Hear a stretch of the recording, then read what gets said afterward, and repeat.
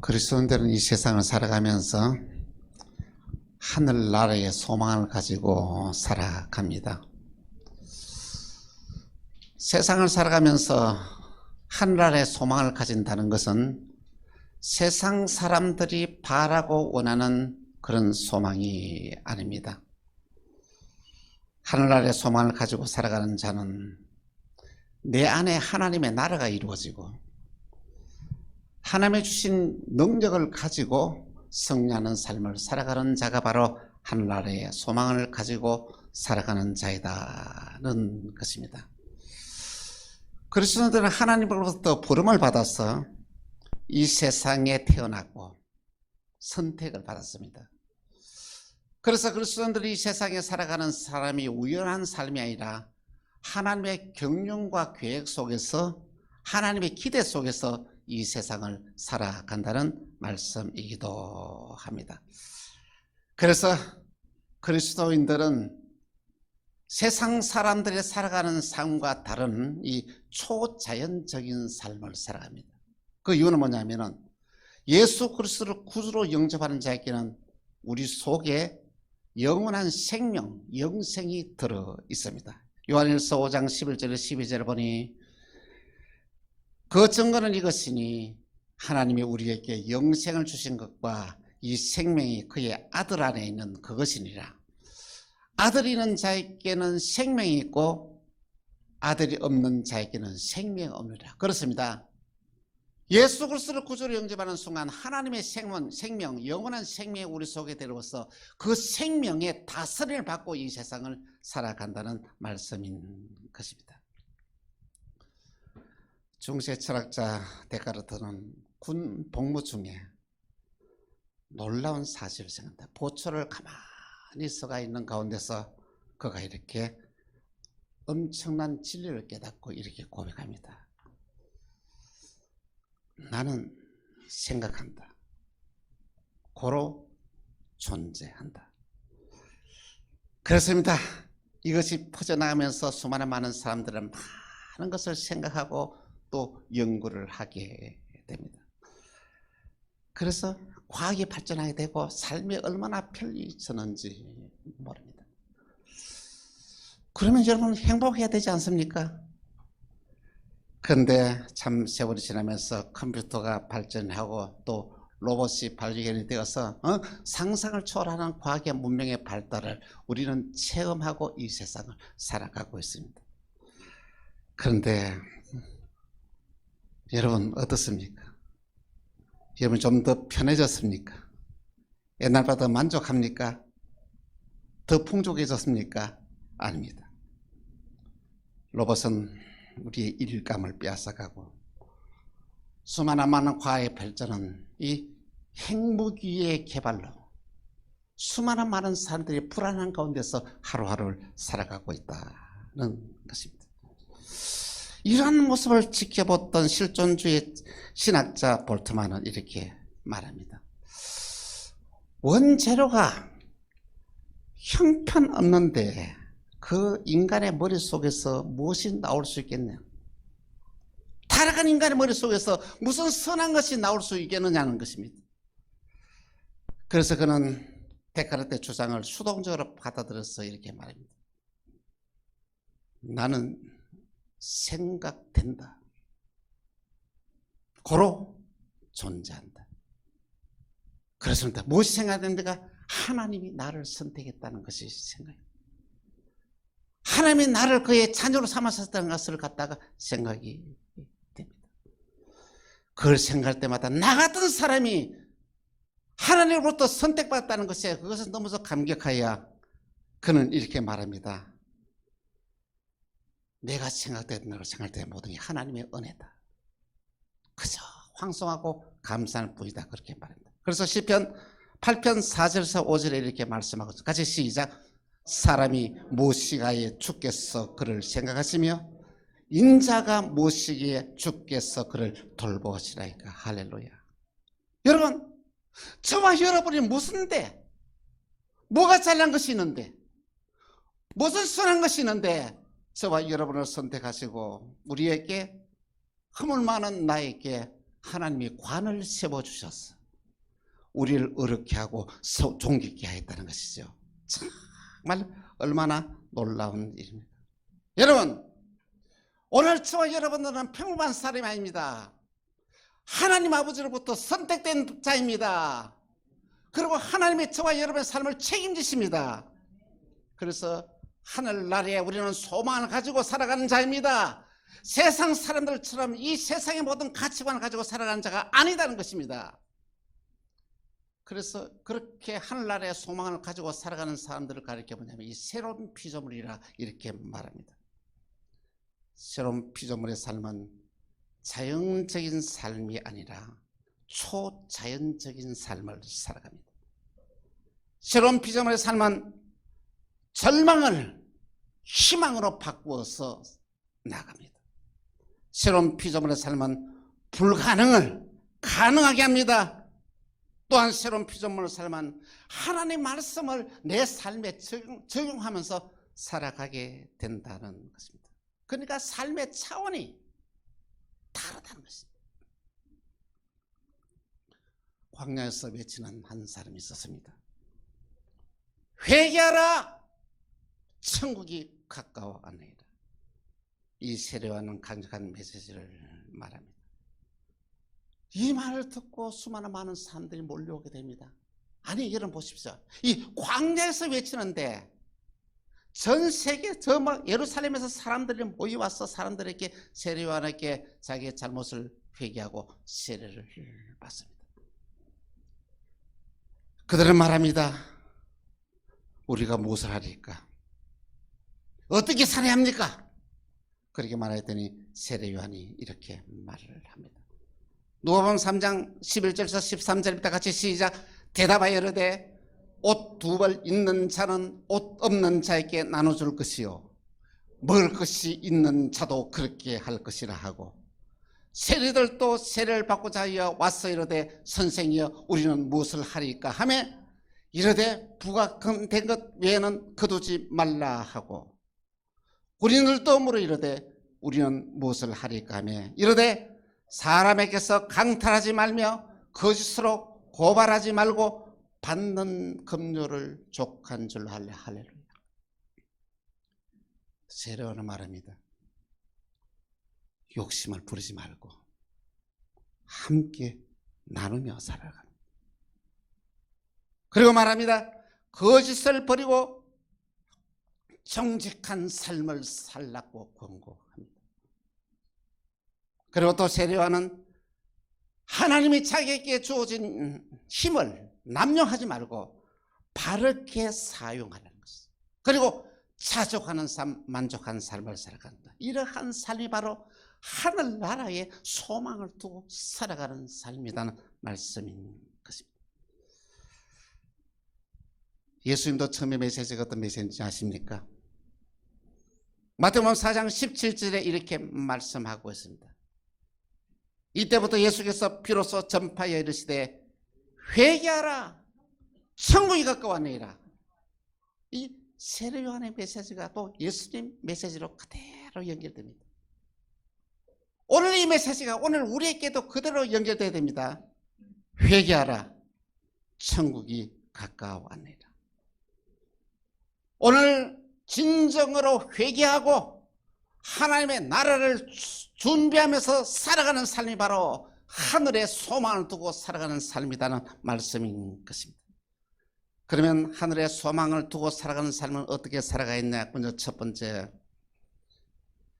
하늘나라에 소망을 두고 살아가는 삶은 예수 그리스도를 아는 일에 결리해서는 안 됩니다. 여러분은 예수님을 얼마나 알고 있습니다.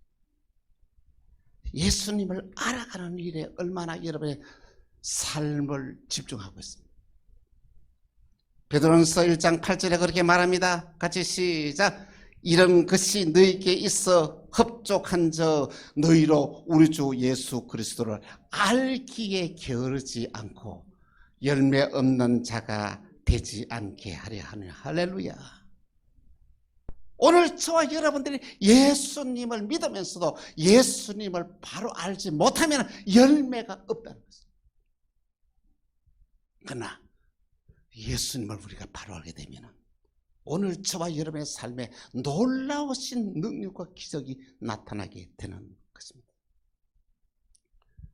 불치병에 걸린 나병 환자가 있었습니다. 이분이 예수님께 나가서 말합니다. 나의 나병을 고쳐주옵소서. 믿습니다. 그렇게 말해야 주님 말합니다. 내가 원하노니 깨끗함을 받으라. 그리고는 내 몸을 제사장에게 보이라. 이 나병 환자는 예수님 말씀을 그대로 받고 행동이 옵니다. 제사장으로 자기 몸을 보이러 가는데 아니 갑작스럽게 몸이 깨끗하게 바뀝니다. 진물 나는 것이 끊어지고 깨끗하게 어린아이의 살로 바뀝니다. 예수님의 일행이 배를 타고 지나가는데 예수님이 너무 피곤해서 고물에서 주무셨습니다. 이것은 뭐냐면 예수님의 공생의 사역에 예수님이 얼마나 힘들게 일을 했으면 그 짧은 시간에 가서 고물에서 주무셨습니다. 그때 큰 풍랑이 나서 배가 뒤집히게 되었습니다. 예수님 제자들이 예수님을 깨우면서 말한다. 예수님 우리를 구원하소서 우리가 죽게 되었습니다 할 때 예수님이 잠을 자다 일어나서 이렇게 말을 합니다. 바람을 꾸짖으며 고요하라. 예수님 말씀하시니까 아니 그렇게 태풍이 불고 바람이 불더니 뚝 그치고 고요하게 되었습니다. 예수님 베세다 광야에서 굶주린 수많은 무리를 보시면서 그렇게 말합니다. 제 아들에게 너희가 이들에게 좀 먹을 것을 주라. 제 아들이 얼마나 황당했습니까? 아니 한두 사람도 아니고 장정막 5천 명이나 했으니까 적어야 한 2만 명이 되는 엄청난 무리였습니다. 여러분 2만 명이 한 자리에 모였으면 얼마나 많았을까요? 광명시에 2만 명이 모인다 하면 어떻습니까? 이게 막 전체 덮이지 않겠습니까? 그때 예수님 말씀 갈 것 없다. 너희가 먹을 것을 주라는 얼마나 황당하겠습니까? 이들 좀 때가 지났으니까 좀 먹을 것을 사기 좀 보냅시다 하니까 그렇게 말합니다. 그때 말합니다. 그들이 너희 가지고 있는 게 뭐냐? 예, 보리떡 5개와 물고기 2마리입니다. 그래서 예수님 그것을 가지고 하늘 우리로 축복하시고 이들을 갖다 떼어주니까 어떻습니까? 보리떡 5개와 물고기 2마리로 쉽게 말하면 2만 명이 먹고도 몇 광주리 남았어요? 12광주리가 남는 놀라운 일들입니다. 예수님이 가장 가까이 지나던 나사로와 마르다가 마리아가 있었습니다. 그런데 갑작스럽게 나사로가 병이 들었습니다. 중한 병이었습니다. 그래서 사람을 급하게 예수님을 보냅니다. 나사로가 병들었습니다. 빨리 와서 고쳐주십시오 하고 보냈는데 아니 이 급박한 소식을 듣고도 예수님 거기서 올 생각을 하지 않고 이틀을 더 유합니다. 이틀을 지나고 난 뒤에 그 뒤에 이 예수님이 이래 오니까 이미 그때는 언제라고요? 나사로가 죽었고 장례를 치른 지가 나흘이 되었던 그때였습니다. 그때 예수님은 말합니다. 마르다 마리아에게 함께 가자! 무덤으로 갔습니다. 돌문을 열게 하고 나사로를 향하여 외칩니다. 나사로야 나오라! 하고 이래 외쳤더니 세상에 죽은 나사로가 수족을 메인 채로 이렇게 뛰어나오는 거예요. 얼마나 놀라운 일들이 일어났습니다. 이것이 바로 믿음으로 살아가는 자의 기적입니다. 예수님은 세상 사람들이 그 어느 누구도 고칠 수 없는 병을 고치시는 분입니다. 여러분, 예수님은 저와 여러분이 해결할 수 없는 그 어떤 문제라도 예수님의 한마디에 바람과 바다를 잔잔하게 했습니다. 예수님은 오늘 저와 여러분의 무엇이 필요한지 알고 계십니다. 필요를 공급하신 분입니다. 그리고 오늘 우리의 삶이 억지로 마지못해서 살아가는 삶이 아니라 넉넉한 삶을 살 수 있는 오병이의 기적을 우리에게 베푸시는 분이십니다. 또한 예수님은 죽은 자를 살리시고 영원히 살 수 있는 영생의 복을 누리게 하시는 분이십니다. 여러분 예수님을 얼마나 알고 있습니까? 예수님을 알고 믿는 만큼 여러분의 삶에 놀라우신 기적이 일어나게 되는 것입니다. 두 번째로 부르심과 택하심을 굳게 하라입니다. 하나님이 나를 부르시고 택했다는 것은 놀라운 기적 중의 기적이 아닙니까? 하나님이 우리를 선택하셨다는 것은 뭐냐면 하나님이 내 삶을 책임지겠다는 것입니다. 여러분, 전능하신 하나님이 내 삶을 책임지겠다고 하는데 뭐 때문에 걱정합니까? 염려합니까? 그분께 여러분의 삶을 한번 맡겨보라는 것이죠. 여러분, 우리가 이 세상을 살아가면서 내가 세워놓던 계획대로 되지 않을 때가 얼마나 많은지 모릅니다. 여러분 그럴 때가 얼마나 많아요? 내가 세운 계획대로 되지 않아요? 불안하지 마십시오. 염려하지 마십시오. 여러분 이겨야 되는데, 나를 책임지신 하나님은 내가 생각하는 계획보다도 여러분 못하겠습니까? 더 놀라우신 계획과 그것을 가지고 계시는 거예요. 내 생각대로 내 방법대로 살려고 하지 마시고 하나님이 나를 이끄시는 삶에 내 삶을 한번 맡겨보라는 것이죠. 이것이 바로 하나님의 섭리를 바로 이해하면 여러분 그렇게 살 수가 있습니다. 섭리란 것은 뭐냐면은 나를 부르신 목적에 따라서 하나님이 우리를 이끄신다는 것이죠. 내 계획대로 되지 않는다고 해서, 내 계획대로 모든 것이 문제가 생긴다고 해서 하나도 절망할까 낙심하지 없습니다.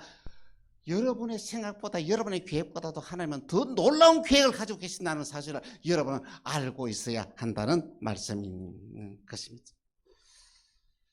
내가 알지 못하는 것까지라도 하나님은 다 알고 계시기 때문에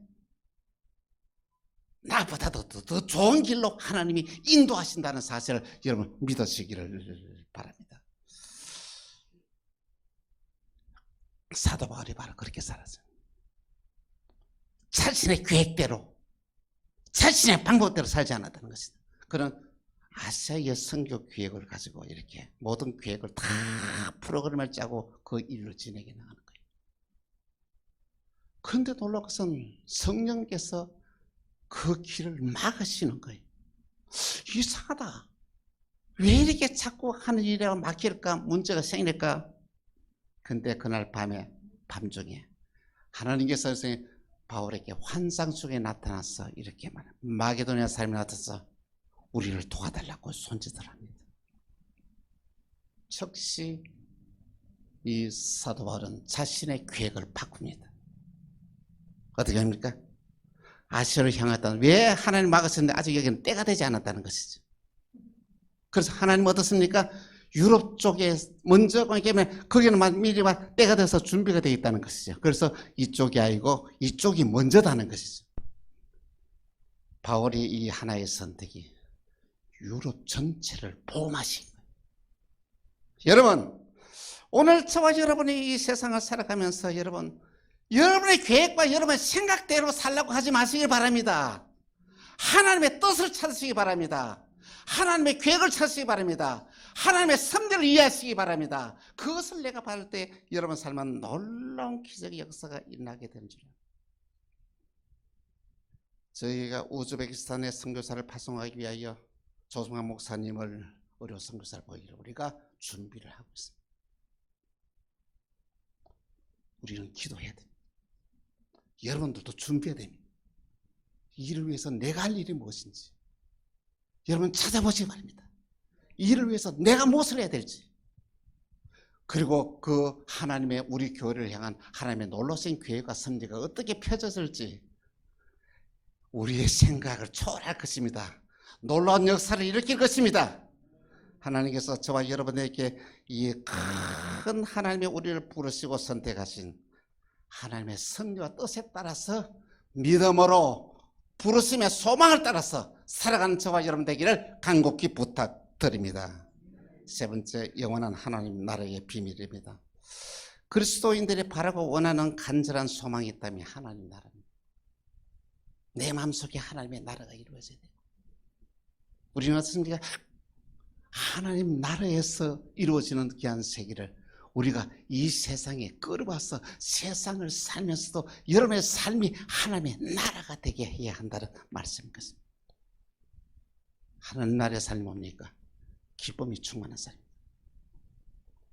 여러분, 이 기쁨을 회복해야 됩니다. 얼굴 찡그리며 살지 마시기 바랍니다. 기쁨을 회복하십시오. 웃으며 살고 또 하나님 나라의 삶이 뭐냐면 감사의 삶. 감사의 삶은 오늘 저와 여러분의 삶의 운명을 바꿉니다. 저와 여러분이 무조건 감사를 해보십시오. 감사는 삶을 한번 살아보십시오. 그러면 여러분의 운명이 바뀝니다. 감사한 삶을 살면 하나님 우리를 축복의 세계로 인도합니다. 놀라우신 이 축복의 능력을 우리가 받게 한다는 말씀인 것입니다. 그리고 하나님의 삶은 은혜와 평강의 삶입니다. 은혜란 삶은 뭐냐면은 근심에서 벗어난 삶을 말하고, 평강이라는 삶은 하늘나라의 기쁨을 내가 끌어들여서 내 것으로 살아가는 삶이다 하는 말씀입니다.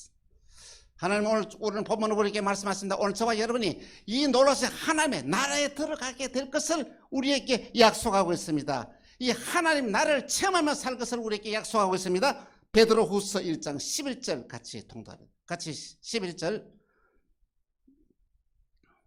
이같이 하면 우리 주 곧 그리스도 예수 그리스도의 영원한 나라에 들어감을 넉넉히 주시라. 같이 시작. 이같이 하면 우리 주 곧 구주 예수 그리스도의 영원한 나라에 들어감을 넉넉히 주시리라. 영원한 나라에 우리가 들어감을 넉넉하게 주시라. 이 말은 뭐냐면 오늘 저와 여러분 모두 다 이 세계에 들어갈 수 있겠다고 약속을 하셨다는 것입니다. 이 세계에 살아가는 삶은 평범한 삶이 아닙니다. 특별한 삶을 삽니다. 초자연적인 삶을 살게 된다는 것입니다. 사랑하는 여러분, 여러분은 하나님의 나라가 마음속에 이루어졌습니까? 여러분은 하나님의 나라의 삶을 살고 있습니까? 여러분은 하나님의 나라의 권세와 능력을 소유하고 살아가고 있습니까? 그리고 이 하나님의 나라의 권세와 능력을 여러분이 활용하면서 세상을 살아가고 있습니까? 여러분, 생각을 바꾸십시오. 이제 우리는 죄의 종으로 살아갈 존재가 아닙니다. 의의 종으로 살아가야 됩니다. 로마서 6장 17절 18절 이렇게 말씀하십니다. 같이 시작. 하나님께 감사하리로다. 너희가 본래 죄의 종이었더니 너희에게 전하여 준 바 교훈의 본을 마음에 순종하여 죄로부터 해방되어 의에게 종이 되었느니라. 여러분, 죄의 종으로 살아가지 마시기 바랍니다. 죄 지는 일을 멀리 하시기 바랍니다. 우리의 마음속에 의의 종이 되었다는 것은 하나님이 기뻐하는 일을 할 때 기쁩니다. 죄 지는 일을 갖다 싫어합니다. 하나님이 좋아하는 일을 할 때 기쁘고 행복하다는 것이죠. 여러분과 저는 보통 사람이 아닙니다. 평범한 사람이에요. 특별한 사람이에요. 우리는 세상을 살아가면서도 초자연적인 삶을 살아갈 수 있는 존재라는 말씀인 것입니다. 우리의 소망과 꿈을 이 세상에 두지 마십시다. 우리의 소망과 꿈을 하나님 나라에 두십시다. 하나님의 나라가 여러분의 마음에 임하기를 바랍니다. 하나님의 나라의 능력이 여러분의 삶 가운데 임하기를 바랍니다. 하나님은 우리의 삶을 책임지십니다. 하나님은 모든 일을 합력하여 선을 이루십니다. 우리가 하나님 나라의 소망을 가지고 믿음으로 살아가야 되면 여러분의 삶의 현장에서 여러분의 기대 이상의 초자연적 역사가 일어날 것입니다. 하늘나라의 소망을 두고 믿음으로 승리한 삶을 살아가는 저와 여러분 되시기를 주 예수 이름으로 축원합니다. 기도하겠습니다. 주님, 저희를 사랑해 주셔서 하늘나라의 소망을 주시니 감사합니다. 이 큰 은혜를 우리에게 주시사 하나님이 우리를 선택하시고 하나님의 우리를 갖다가 구별하셔서 하나님의 백성 삼으시고 하나님의 자녀 삼으시고 광명 만나교회 교회의 일원으로 삼아주신 하나님 감사합니다. 이 교회를 통하여 하시고자 하는 하나님의 놀라운 섭리를 우리는 생각합니다. 주님이 이끄신 대로 우리 모두 순종하는 삶을 살아가는 저희들이 되게 하여 주옵소서. 주 예수 그리스도 이름으로 기도합니다. 아멘.